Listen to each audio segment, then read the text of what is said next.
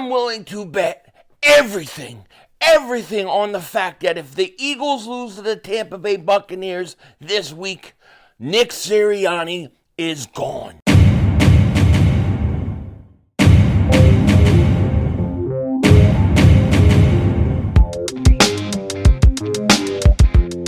Dallas still stinks. Yo, by the way, King Dingbat here. Hope everyone's having a great day. Hope you guys are doing well. Hope you're hanging in there. You know, I've been sitting here all day just thinking about the Eagles, thinking about yesterday. I cannot believe what we saw. I am still so angry. I am fired up. Like, I could barely sleep last night. I'm furious at this team. I can't help it. And it's not like getting better with time. I'm not starting to calm down. And every time I start to calm down a little bit, Mark Holm texts me. Something really arrogant, something really cocky. I can't wait for the Dallas Cowboys to lose in the playoffs to shut them all up as well. Okay, now before we get into all of it, if you're new to the channel and you like the content, make sure you hit that like button. More importantly, make sure you subscribe to the most censored, the most throttled Eagles content creator in all of the internet. Now, as many of you guys know, next week the playoffs begin. And what do they do for the Eagles? When do they put the Eagles on? Not the first playoff game in the middle of the day on Saturday or something like that. Nah, they wait till Monday night. They're going to put the Eagles, the last game, on Monday night so we all could witness and be embarrassed once again, I assume. Because I'm telling you, I think about this team. I think about where we're at right now. How are we going to win? How are we going to win? How is this coach going to turn this thing around? You know, I heard guys like Dallas GOEDERT speaking that, you know, the players, basically he was saying they've been ready for the playoffs since they clinched.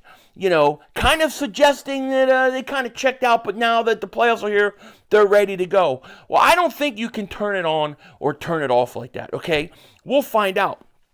But if you look at the way this team has carried themselves from that 49ers game on, how are they going to make this? How are they going to make this game a game? How are they going to win this game? That's what I want to know. It's really beyond me. The Philadelphia Eagles looked like they didn't want to be in that Arizona game. They looked like they didn't want to play in that New York Giants game. Maybe that's because they're all just waiting for the playoffs. I don't know. I just don't know how you give up your division the way that they did. I mean, think about it. It was the second quarter. The Dallas Cowboys are up 14-10. Only 4 points. Only 4 points versus Washington. And you're down 24-0. And you wave the white flag. The white flag of surrender. We give up. We give up. The Giants, who are playing for nothing with a backup quarterback. 24-0 second quarter. We give up. No fight. No say, well, listen, we got to keep going. At least play for another quarter till Dallas breaks open and then pull your guys. No, we gave up. We quit. We quit and we just gave the Dallas Cowboys the division. And now the Cowboys are sitting at the number 2 seed and they get 2 home playoff games. While we get to go to Tampa Bay and play Tampa Bay Buccaneers again. And, you know, it's crazy because what did the Giants do yesterday? And really in the 2 games versus the Eagles, what did they do? They blitzed Jalen Hurts. Blitzed Jalen Hurts. Blitzed Jalen Hurts. The Eagles have no answer for it. No hot routes, no nothing. All that you see is Jalen Hurts bailed to the right. Bailed to the right, play's over. You know, every time he goes to the right, the play is over. And I don't specifically just blame Jalen Hurts. I'm not blaming him. I think the coaches have to do a better job helping him out. They have to make adjustments. They don't make any adjustments. Well, what do you think Todd Bowles is going to do to the Philadelphia Eagles? They're going to blitz the hell out of him. They're going to blitz the hell out of him. So to me, you know, I look at this game and I love the Eagles and I'll be rooting for them and I'm going to give them everything I have come Monday. But, man, there's less fight in that team right now than there is in the fan base. How do you go? I just, look, it just doesn't compute. None of this computes to me. I calculate the calculations of the cornbread, and it don't work. It don't compute. How do you go from being a team that is considered They never are out of it. They just keep coming. They don't quit. They're just relentless, right? They coming back every week down 10. How do you go from a team like that to a team that has no fight? That, right? The Giants game, I could tell you exactly when that New York Giants game ended. It was 4th and 6 at the Eagles' 48-yard line. They decide to go for it. They don't get it. That's it. Team was done. They checked out after that. After that, it was all Giants. Now, how do you go from one thing to another? I just can't figure out. The only thing is the coach lost the locker room.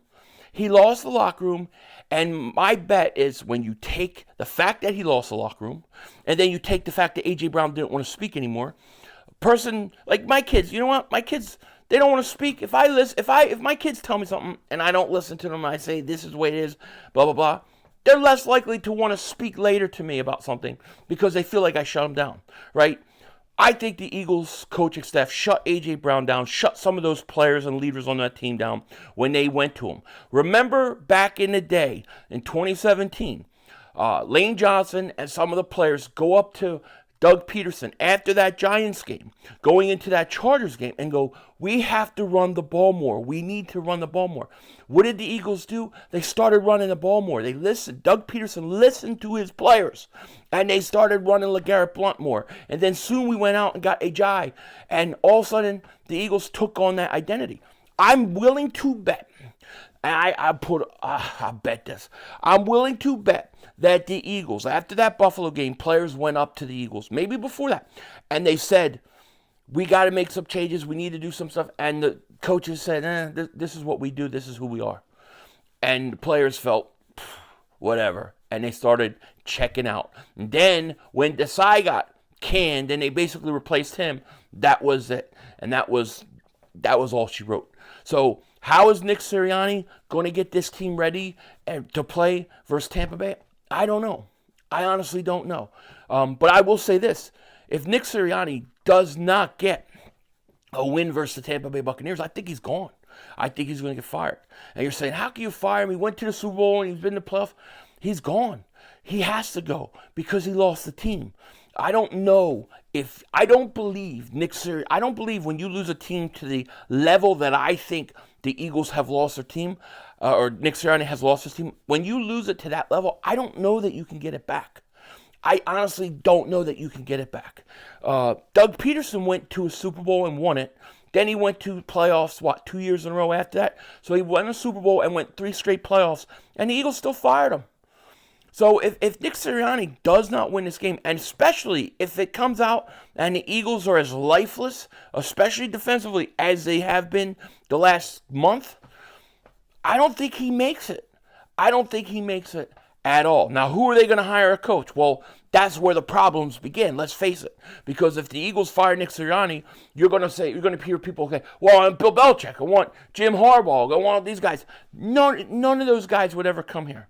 Because the Eagles front office, Howie Roseman, Jeffrey Lurie, are not going to give those kind of owners the control that they want to build the teams the way they see fit. They're going to want to control. So what you're going to get is Harry Big Balls, some coordinator on the Kansas City Chiefs or Jacksonville, who's willing to do whatever the Eagles ask him to do. A big yes man will come in and he will be the new head coach. Yeah, Harry Big Balls. Here he comes with no balls at all, and that's what we'll get. Until the Eagles fundamentally change the front office, how they delegate power and control, you're not going to get coaches like Jim Harbaugh and, Bill Belichick and things like that. I can tell you right now, you guys probably saw this. The Giants, they parted ways with their defensive coordinator. Top defensive coordinator is now available. Sources say the Pound Giants and defensive coordinator Don the Wink Martindale are parting ways. Martindale interviewed for head coach jobs in the past, and he could get more looks as well. I have said this about Martindale before. I like their style of defense the Giants play. I said it when they hired him. I like that style of defense. I would love a defensive coordinator like that. What did he blitz the Eagles? 83% of the time or something like that? I like that style of defense, and I think it would work. You just got to have talent around it. I don't think the Giants necessarily had enough talent, but a team like the Eagles, yeah, I think that would be a huge benefit for the Eagles. We need a defensive coordinator like that. I would love a guy like that, but the Eagles don't want a guy like that. You see? And you're not going to get a coordinator that is like that because the Eagles have an idea of how the defense should be run.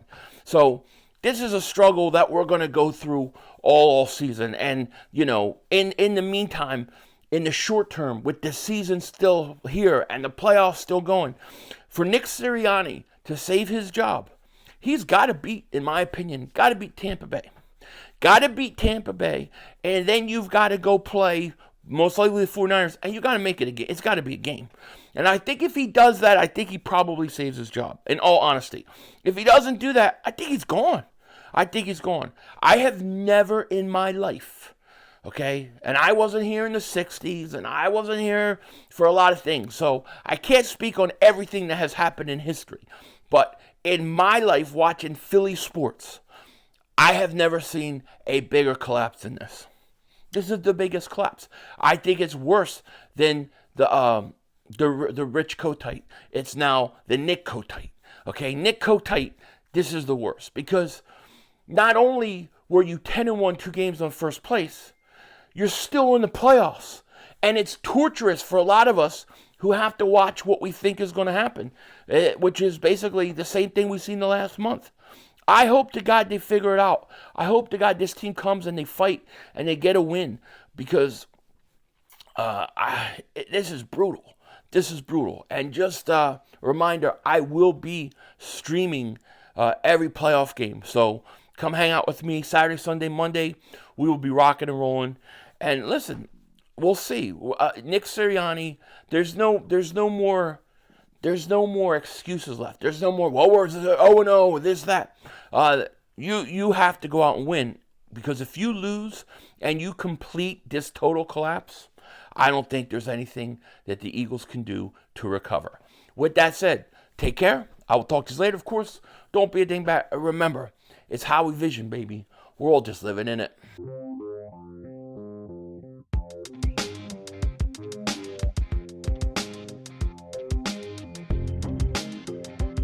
Okay, so we just got some news not too long ago about Jalen Hurts and his thumb. Turns out x-rays were negative. There is no fracture. So that is really, really good news for the Eagles. He's going to play. I'm sure it's going to be sore. I'm sure he's going to be in pain because it was dislocated. But he will be able to go and play. Now we need A.J. Brown to be healthy as well. We're still waiting on that. It is what it is. But Jalen Hurts, no fracture. I guess that's a good sign and a good start to this week. Trying to grasp at straws at anything positive we could have. Denzel Washington out.